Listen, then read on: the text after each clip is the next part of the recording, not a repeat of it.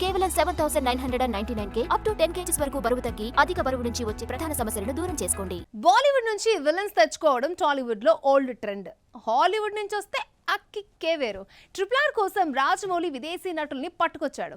రణబాలి కోసం mummy villain ని తీసుకొచ్చాడు రాహుల్ సాంకృత్యన్. వీళ్లే కాదు ఇంకొంతమంది దర్శకులు కూడా ఇంటర్నేషనల్ యాక్టర్స్ ని ఇంపోర్ట్ చేస్తున్నారు. వాళ్ళెవరో చూసేద్దాం. టాలీవుడ్ నుంచి పాన్ ఇండియా సినిమా తెరకెక్కుతోందంటే హిందీ, మలయాళం, తమిళ ఇండస్ట్రీల నుంచి విలన్స్ ని తెచ్చుకోవడం కామన్. కానీ తెలుగు సినిమా స్థాయి పాన్ ఇండియా దాటి పాన్ ఇంటర్నేషనల్ కు చేరుకుంది.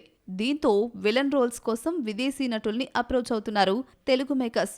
RRR లో విదేశీ నటుల్ని ఇంపోర్ట్ చేసి టాలీవుడ్ సినిమా స్థాయిని ఇంటర్నేషనల్ కు పరిచయం చేసిన ఘనత రాజమౌళికే దక్కుతుంది.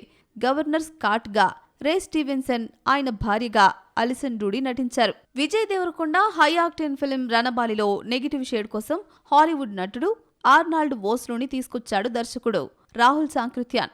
మమ్మీ చూసిన ప్రతి ఒక్కరికి ఆర్నాల్డ్ పరిచయమే. రణబాలిలో బ్రిటిష్ అధికారి సార్ థియోడర్ హెక్టర్ పాత్రలో పవర్ఫుల్ క్యారెక్టర్ చేస్తున్నాడు ఈ Hollywood actor.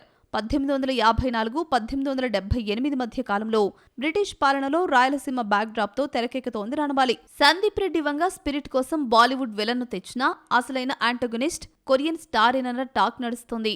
Korean super star Don లీని ఆల్రెడీ ఫిక్స్ చేశాడని talk. Sandeep Reddy official confirmation ఇవ్వాల్సింది. ఇక రాక కోసం నెక్స్ట్ లెవెల్లో విలన్ రోల్ ప్లాన్ చేస్తున్నాడట Atlee. Hollywood actor Will Smith ని దిగుమతి చేయబోతున్నాడట. కీ రోల్ కోసం షారుఖ్ ఖాన్ ను కూడా అప్రోచ్ అయ్యాడని టాక్. ఒక దెబ్బతో ఇటు బాలీవుడ్, హాలీవుడ్ మార్కెట్ టార్గెట్ చేస్తున్నాడు అట్లీ. హాలీవుడ్ నటుల్ని తీసుకోవడం రిస్క్ తో కూడుకున్నదే.